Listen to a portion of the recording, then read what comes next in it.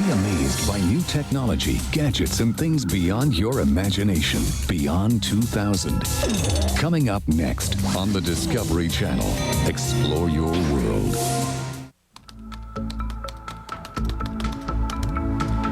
Hello, I'm Henry Tenenbaum. Welcome to our look at the world of the future.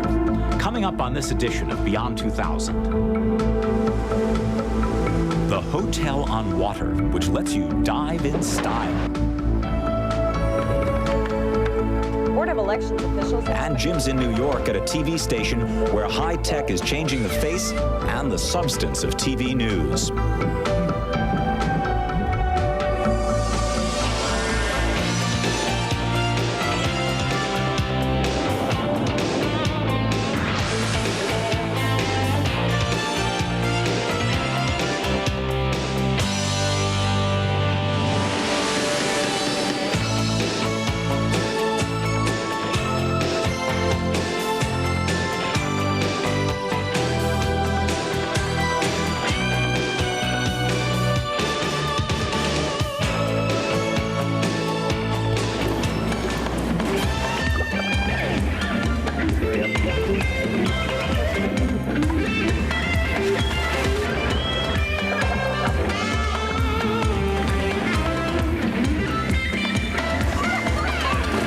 Scuba diving is one of those pastimes that has gradually become more accessible to a wider range of people all over the world.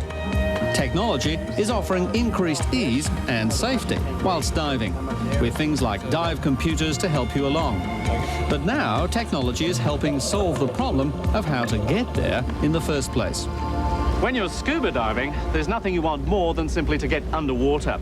But no matter how calm it is down below, if it's rough on top, then that can really wreck your day. Getting in and out of dive boats with all the scuba gear is a hassle. And after a few minutes of being tossed around in the swell, well, you can soon become queasy. And there's nothing like seasickness to put you off the whole diving adventure. Which is why for this Caribbean cruise, I brought with me my private apartment and personal pilot. It looks like a block of apartments has drifted off from the Florida Keys and floated out into the Bahamas. And that's not far wrong. The 24-metre Nekton Pilot is a liveaboard dive boat designed to provide the comfort and stability of a ship of almost 200 metres, but at a size which allows it to navigate its way amongst the narrow shoals and shallow reefs of the waters here, where Ernest Hemingway used to fish. The Nekton is one of the most unusual boats you're ever likely to see. That's because she's a swath, a single waterplane area twin hull boat. It's a design developed by the US Navy in the late 1960s. The Nekton is one of only a few swaths yet constructed. The twin underwater pontoons are divided into ballast tanks that can be pumped full of over 70 tonnes of seawater. This allows the boat an unusual level of stability when cruising or at mooring. Underway, the Nekton's roll period, the time it takes to roll from one side to the other in a calm sea, is 24 seconds, compared to 3 or 4 seconds for other boats the same size. It doesn't guarantee no one will ever get seasick, but it greatly reduces the chances. To find out exactly how it works, I went below to check out the hulls firsthand.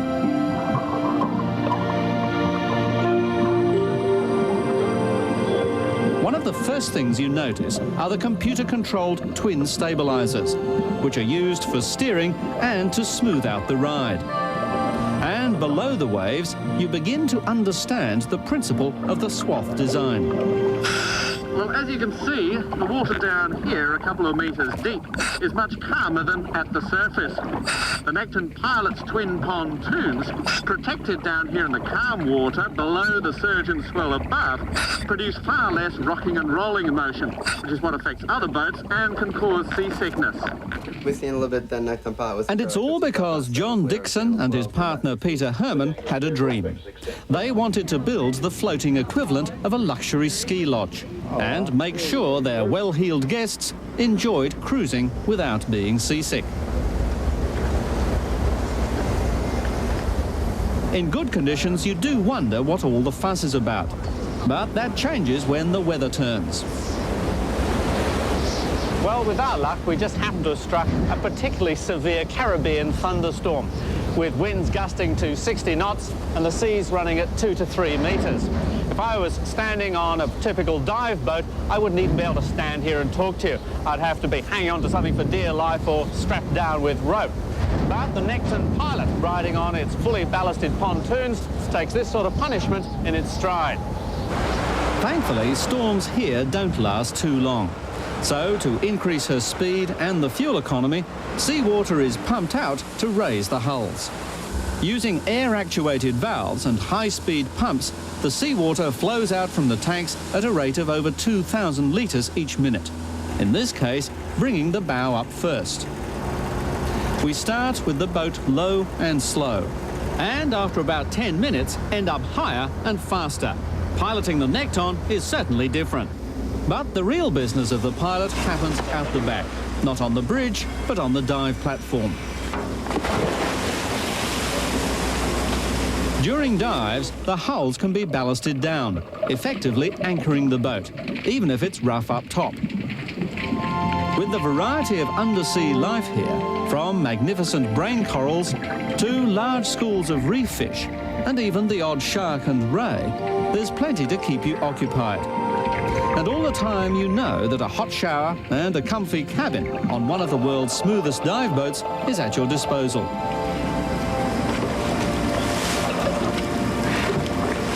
the back, let it go. That's good. Really good. No, I have to get up and down the hull. It's great. Since the ship's height in relation to the water can vary by as much as 5 meters, depending on how the ballast is set, the designers had to find a way of keeping the dive platform close to the water in all conditions. Clear. So, at the touch of a button, the platform can easily be moved relative to both the hull of the boat and the water. It's another first for a dive boat, and it sure makes getting back on board much easier. And if all this doesn't entice you, well, there's one more thing that might give you that extra incentive. After a hard day's diving, there's nothing like a hot jacuzzi and a cold drink to be enjoyed in comfort and stability. Cheers.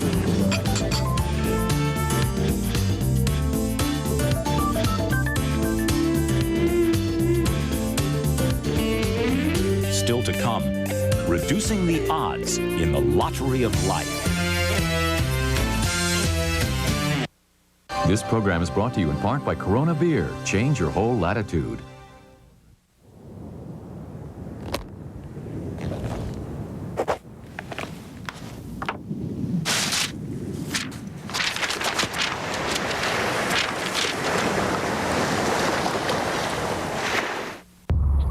Recent reports of UFO sightings in the skies of Fulton County have caused... Car trouble, son? Yeah, I was just on the internet and... You get the internet on that phone? Yeah, email, stock quotes, it's a page or two. The Q phone, the most advanced palm-sized digital PCS phone from Qualcomm. Weird guy. Cool phone.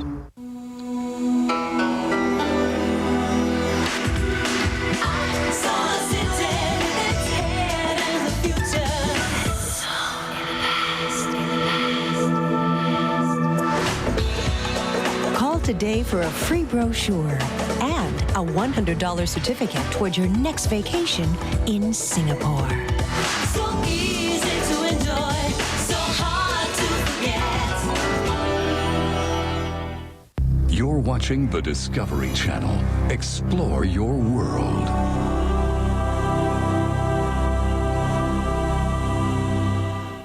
Tonight on Wild Discovery, a dangerous journey. Some will survive, and some won't. On Wild Discovery, tonight at 8 Eastern, 7 Central, on the Discovery Channel. There are some things you just can't afford to miss. Like Discovery News. If you miss this Friday, you'll miss the science behind making sailboats lighter and faster. And the world's largest firewall bursts into flame. Then witness a rare annual event as coral reefs explode with life. Discovery News, the science behind the headlines. If you miss it, you miss out. This Friday at 9 Eastern, 8 Central, only on the Discovery Channel.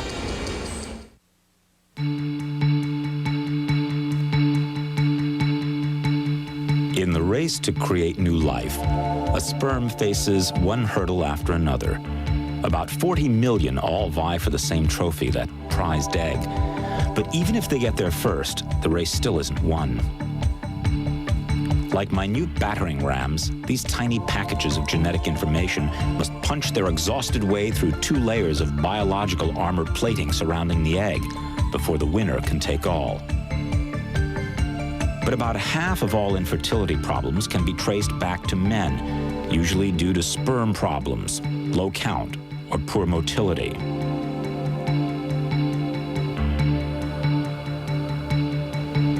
A new technique called subzonal insemination, or SUSI, is being hailed as a major breakthrough.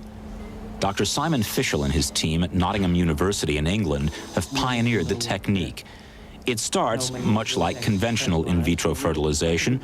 A woman is given drugs to stimulate her ovaries to ripen a number of eggs at one time. These are then collected and bathed in a nourishing fluid in readiness for their encounter with her partner's sperm. But here's the twist. Instead of simply placing the sperm near the egg and hoping they'll force their way through the tough outer shell, the SUSI technique removes the element of chance by selecting the healthiest sperm and injecting it directly into the egg. Throughout its 6-year development, SUSI insemination has been dogged by controversy. In particular, fears that abnormal embryos may result if defective sperm are allowed to fertilize eggs. But while there's no evidence yet to suggest the technique increases the risk of genetic problems in embryos, special care is taken to always select the healthiest and strongest swimming sperm. For some men, that might mean finding one healthy specimen among a sea of failures. There's an abnormal sperm that's swimming by the egg, and we deliberately ignored that one. We didn't want that one going in. But that's actually a good example of an abnormal head sperm, or a sperm with an abnormal head and an abnormal neck. It's all bent round.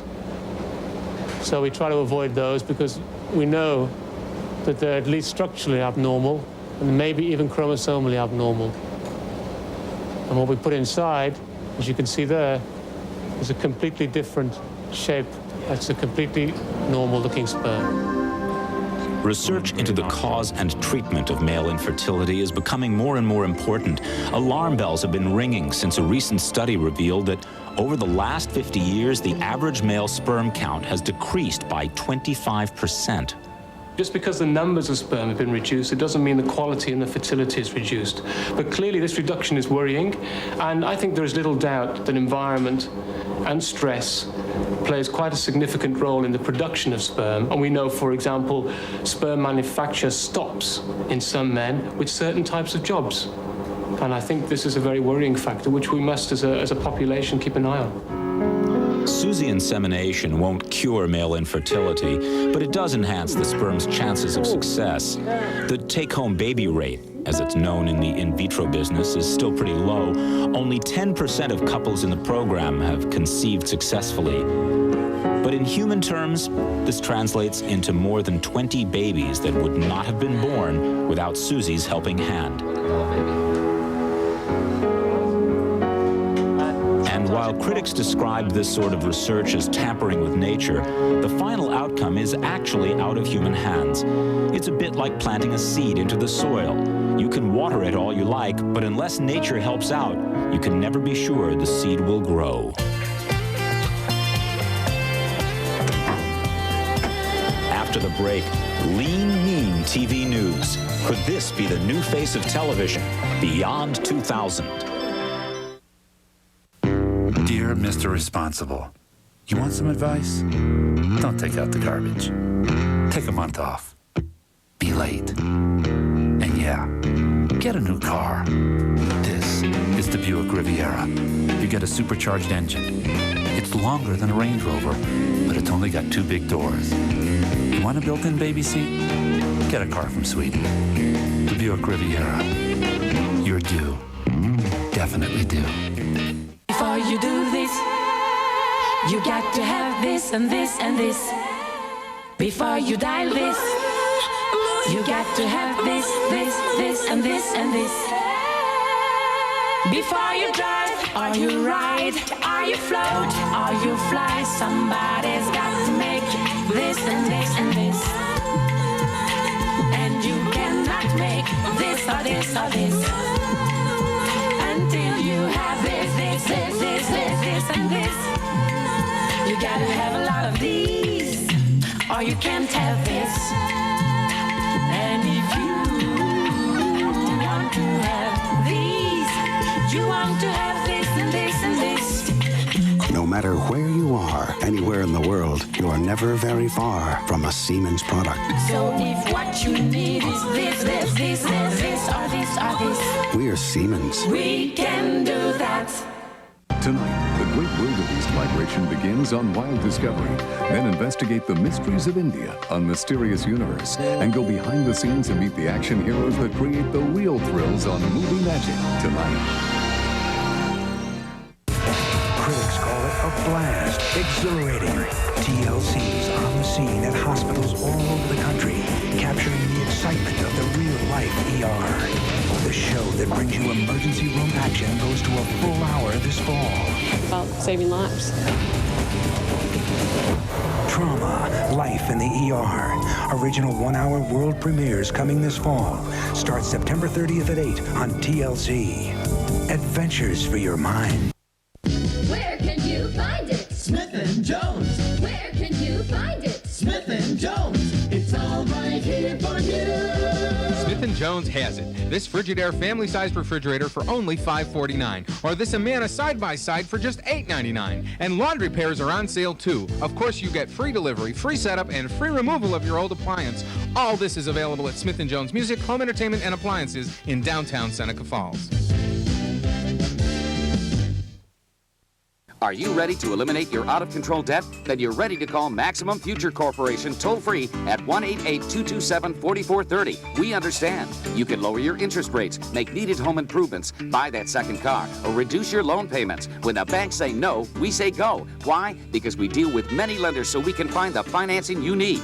Maximize your future by calling us today, toll-free, 1-888-227-4430. We're Maximum Future Corporation, and we won't let you down. The way we watch TV is about to change. Technology that will let us have access to hundreds of different stations already exists. So the way television is made also needs changing. To survive, stations will have to be leaner. New York is home to New York One, a cable channel broadcasting local news 24 hours a day to about 1 million homes. It's a new breed of TV station because it operates on about a quarter of the budget of a network news department. Marcus Solis is a native of the Bronx, and that's his beat for New York One. 3, 2, 1. Grace Episcopal Church had just undergone $55,000 worth of restoration work. Now the challenge is bigger. He's called a VJ, a video journalist, and his job description requires him to talk, shoot, and record sound alone. A one-man band playing whatever this big city calls for. So any reports of voting problems? Only one incident in all the... The architect of this news office is Paul Sagan. Before joining New York One, he had done his time winning Emmys for network news. Now he's much more interested in the future of television and how news will fare in a world with 500 digital cable stations and not much money. We looked at ways we could automate or streamline the process to eliminate the redundant functions and keep the core of the journalism and then the core of the creative and the important technical duties so that what we had was a more interesting product, done more efficiently. And it's all possible thanks to this, a video recorder which is light, cheap, and user-friendly. Clutching one of these, even the least experienced of us can capture something meaningful on tape. Now, in an emergency situation, New York One VJs can get the pictures they need, not just to fill the story, but oftentimes to break the story. Sure, using simpler equipment can mean a drop in quality, but when it comes to scooping news like the World Trade Center bombing, no one really seems to mind. New York One obtained this video of the damage done by the blast. In this case, a New York One VJ asked a firefighter to carry a camcorder into the restricted areas. Many workers were at their desk when they heard the explosion. These were the only pictures taken of the interior. No network camera person would ever have passed their camera on to someone else, but New York One's policy let them beat the rest. And these admittedly amateurish shots were the ones shown around the world. People scurrying into the streets. And the VJs think enough of the system to shake off criticism leveled at them by their unionized colleagues. I think reporters should know how to shoot. I think we should know a lot of the aspects about the business, inside and out. I think you wind up bringing back a better story faster. Victory United. The money saved on camera operators, lighting and sound technicians, directors, DAs, and stage managers has been invested back into computers and software. Back at the studio, it takes a little under 2 minutes and only one person to program 30 minutes of television. No stage crew has to be warned, and no director needs to review the schedule. A robot will do the rest. In the master control room, a barcode scanning robotic arm easily finds the stories it needs from over 1,000 Betacam tapes. It then puts them into the 6 on-air VCRs, keeping this momentum up all day. A video jukebox, and all you need to program it is a PC. Grace Episcopal Church has stood on Vise Avenue in the Bronx for 105 Back from his shoot, Marcus has used the station's online equipment to write and voice his story. He's done everything alone so far, but is now working with the editor to finish what is a very personal view of his beat. The shot of the Bibles, that's towards the head of the tape. As well as the 5 boroughs, there are VJs who specialize in New York schools, police, transit, and City Hall. Was acquitted of the more serious charges against him. For bigger events, they use a full crew and have satellite-equipped vans. They can also use fiber optic lines, and they're working on sending back live reports to the station through cable boxes in people's homes. It's possible that the New York One system might only be an interim measure before interactive technology takes hold. Grace Episcopal Church had just... But even when we're able to choose the news we want to see, when we want to see it, it seems that New York One's no-frills approach to news gathering will be the way. Paramount Communications announced its plans.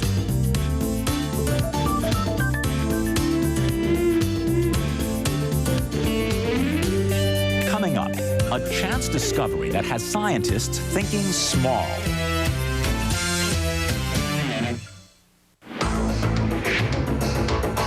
When you buy a new Honda 4Trax 300, 300 4x4, or the rugged Foreman 400, you can see something you just won't see on any other ATV. Your choice of 7.9% APR financing and no down payment, or a pair of incredible German precision optic Steiner binoculars.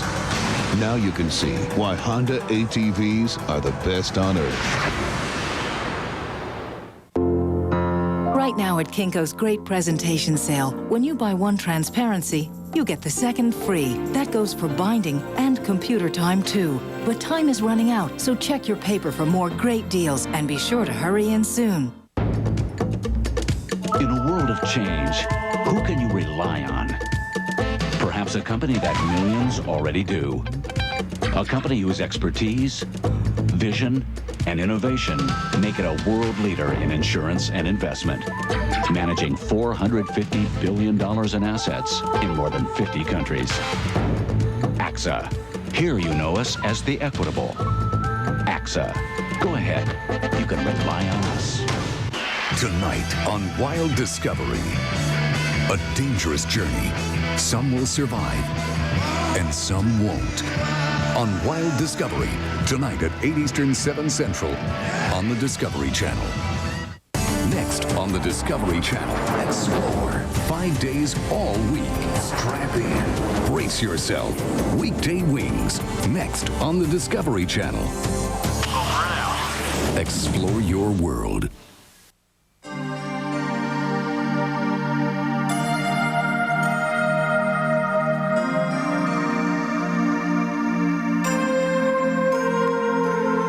Once once in a while, something happens in the world of science that changes our lives forever.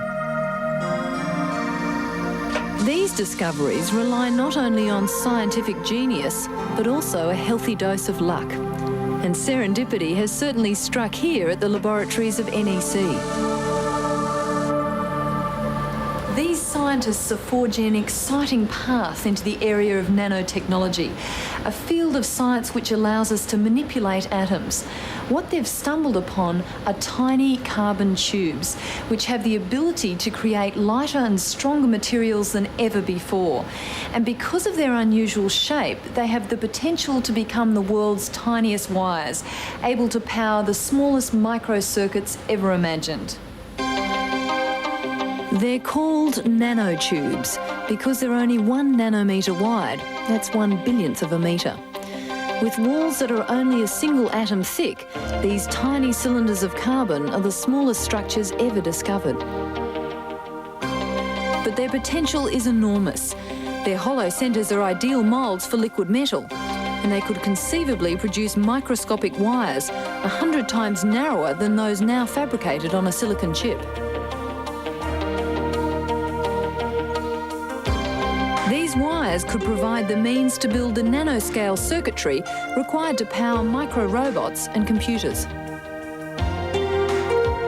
So this is the carbon 60. The discovery happened quite by accident. Dr. Ojima, an experimental physicist, was studying buckyballs, soccer ball-shaped molecules containing 60 or more carbon atoms. They've revolutionised the world of electricity by becoming superconductors when combined with rare earth elements. The carbon nanotubes... So it came as quite a surprise that while examining carbon soot under the electron microscope, he discovered nanotubes, another form of carbon which had been coexisting with buckyballs. Nanotubes are created when electricity passes between 2 carbon electrodes. With a temperature of 1300 degrees Celsius in an atmosphere of argon gas, the tubules form at the negative electrode. Until recently, Dr. Ojima and his colleagues have simply been observing nanotubes. Now comes the active phase of the project, where they have to learn how to manipulate the atoms to put the nanotubes to work. After viewing these minuscule cylinders under the electron microscope, it occurred to Dr. Ojima that they had the same growth pattern as traditional Japanese baskets. To narrow or close off the baskets, the artist simply changed the shape of the weave from a 6-sided shape, which is a hexagon, to a 5-sided one, a pentagon. And to widen the basket out again, they change it from 6 sides to 7 sides. By using such elementary principles, the scientists are hoping to be able to manipulate the configuration of atoms to custom-make nanotubes to whatever proportions they desire. Peering into their microscopic world is a time-consuming task. But when you consider the lucrative and useful reputation of their carbon cousins, graphite and diamonds, it's not surprising to learn that nanotubes are generating a lot of interest. Apart from the possibilities in the world of electronics, nanotubes offer potential for the development of ultralight tennis rackets and even aerospace materials. Scientists regard them as a scientific milestone, comparable to the invention of the silicon chip or the transistor. If by using nanotubes we could fit more memory layers onto a computer chip, it may be possible to fit the power of a supercomputer onto something the size of a Walkman. It may take 20 or 30 years to unlock the full potential of these tiny carbon pipes, but at least for now they're tantalising us with clues as to what our technological future may hold.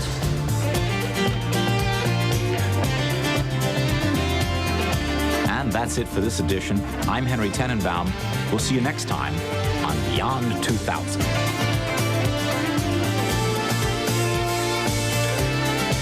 Coming up next, check out the latest gadgets and the coolest gizmos. Get on the cutting edge of the future of science and technology on Beyond 2000. Then the fastest and sleekest high-speed fighters and planes on wings. Explore your world.